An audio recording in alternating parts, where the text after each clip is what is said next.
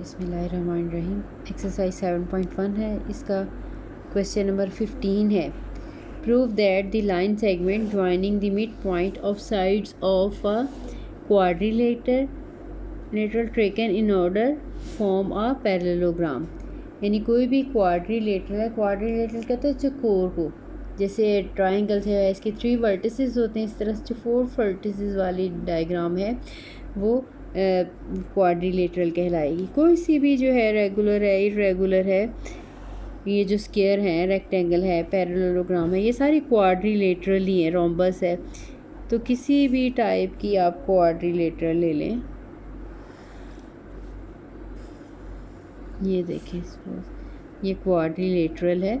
ए B C D ले लेते हैं, A B C and D. ठीक है, अगर कोई भी क्वाड्रिलेटरल हो, इसकी जब आप मिड पॉइंट को ज्वाइन करेंगे तो एक पैरेललोग्राम बनेगी। ठीक है, हमने ए बी सी डी ले ली, इसका पोजीशन वेक्टर ए ले लेते हैं, बी का पोजीशन वेक्टर जो है वो स्मॉल डी ले लेते हैं, सी का जो पोजीशन वेक्टर है वो स्मॉल सी ले लेते हैं, इसी तरह से जो डी का पोजीशन वेक्टर है स्मॉल डी ले लेते हैं।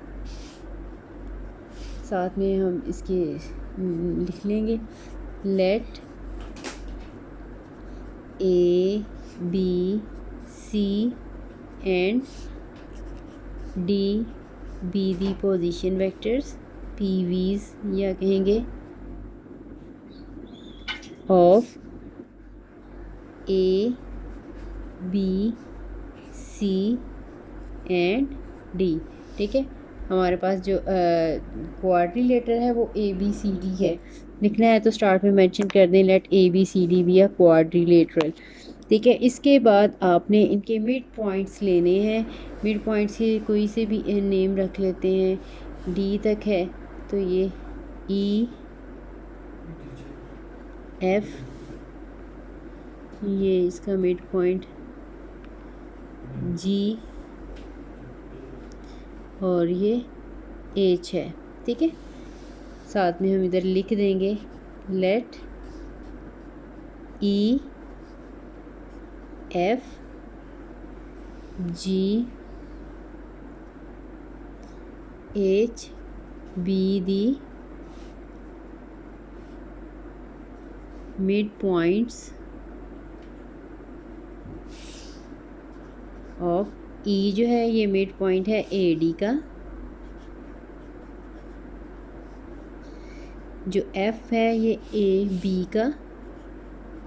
ठीक है, इसमें हम वेक्टर नहीं लिख रहे, इसमें अगर हम ए डी लिख लें, डी ए लिख लेंगे, एक ही बात है। लाइन सेगमेंट की बात करें, ए बी लिख दें या बी ए लिख देंगे तो ये एक ही बात है।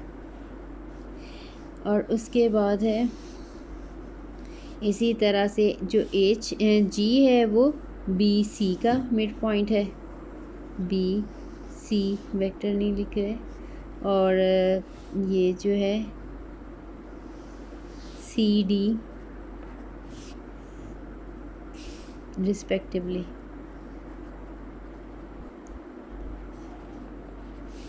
जस्ट लाइन सेगमेंट की हम सिंबल लगा लेते हैं, A D A B B C और सी डी, चाहे इसको भी डी ए एक ऑर्डर में लगा लें।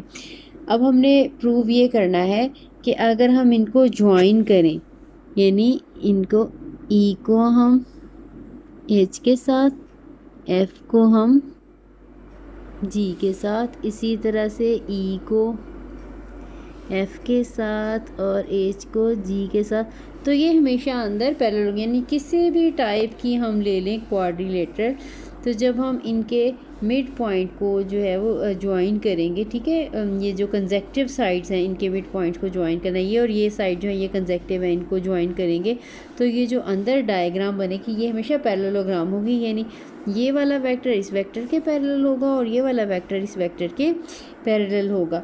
अब हमने पहले ई एफ जी एच इनके पोजीशन वेक्टर्स फाइंड आउट करने हैं, फिर हम वेक्टर ई एफ निकालेंगे और वेक्टर एच जी निकालेंगे तो वो सेम ही आएंगे। इसी तरह से ई एच वेक्टर और एफ जी वेक्टर निकालेंगे तो वो सेम ही आएंगे। तो हम सबसे पहले इनके पोजीशन वेक्टर्स निकाल लेते हैं ई के।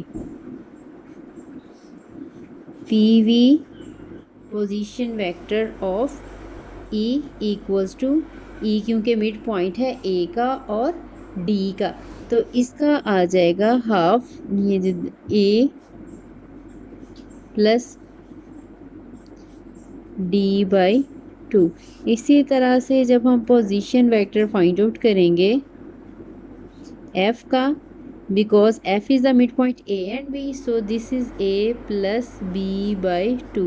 इसी तरह से हम position vector of g find out करेंगे, तो g क्योंकि मिड पॉइंट है b c का, तो वो आ जाएगा b प्लस c बाय 2। इसके बाद पोजीशन वेक्टर ऑफ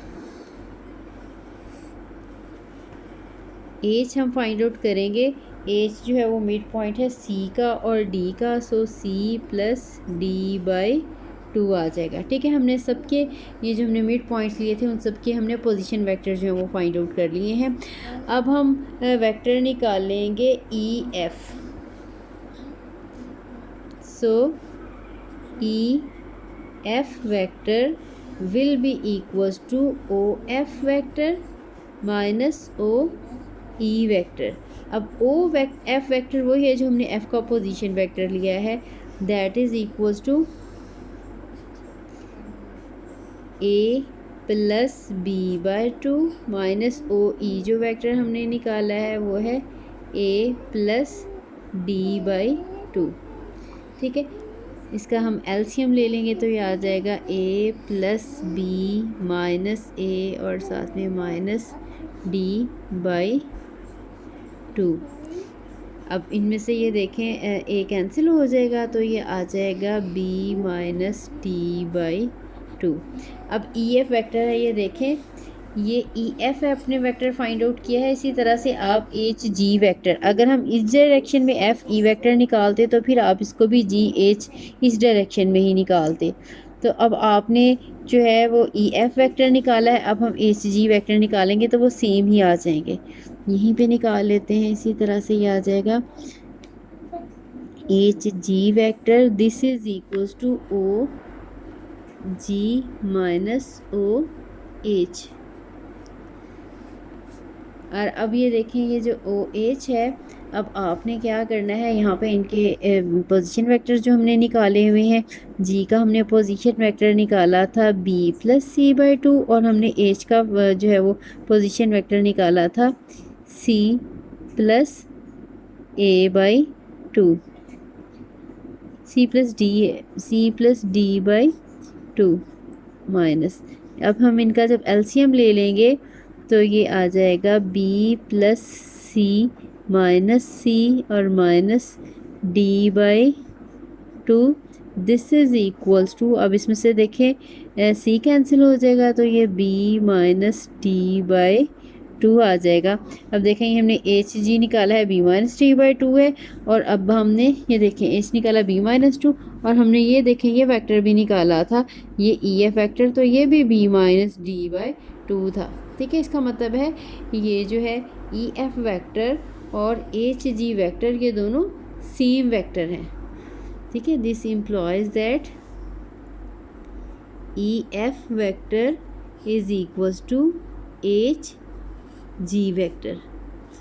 अब हमने इसी तरह से हमने ये फाइंड आउट, ये दो वेक्टर इक्वल आ गए हैं तो ये दो वेक्टर भी हमने निकाले। अब हम एफ जी वेक्टर और ई एच वेक्टर जो है वो फाइंड आउट कर लेंगे।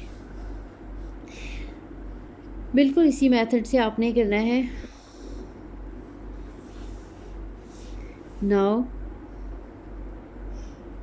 ई एच वेक्टर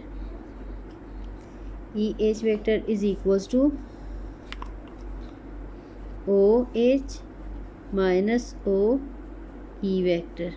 अब ये देखें हमने इनके जो पोजीशन वेक्टर्स निकाले हुए थे, एच का हमने फाइंड आउट किया था C plus D by 2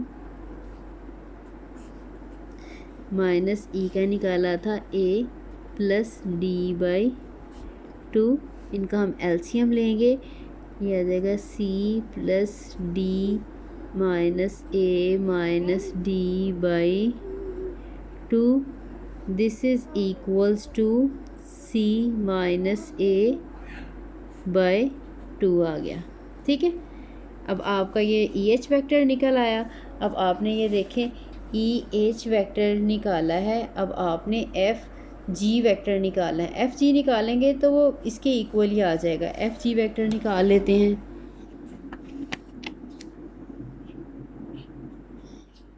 F G vector is equals to O G minus O F vector.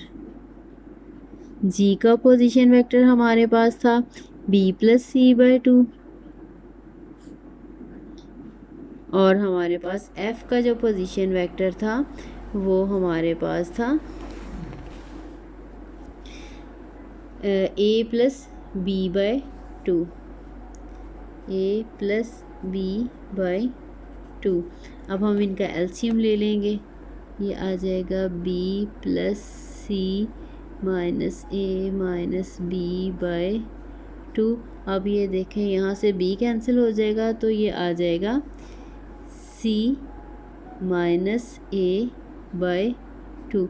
ये देखें c minus A by two F G का आंसर आया है। और हमारे पास जो है ई एफ जो है वेक्टर हमारे पास ई एच था वो भी c minus A by two. ये दोनों आंसर सेम है।